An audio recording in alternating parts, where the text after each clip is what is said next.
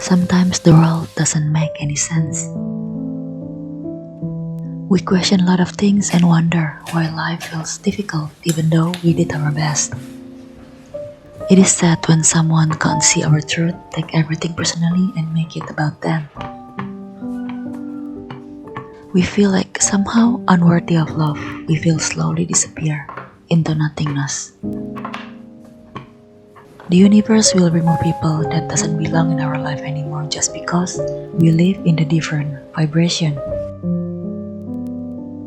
Our soul always knows the best scenario, but our human ego likes to hold on into pain.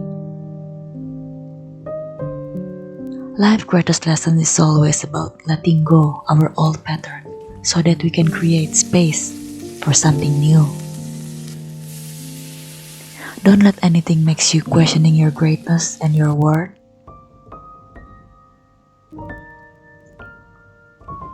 Remember that you are always enough and worthy, even if you don't feel like it. Life doesn't have to make sense, and there is absolutely nothing wrong with you. You are always loved by the universe and me.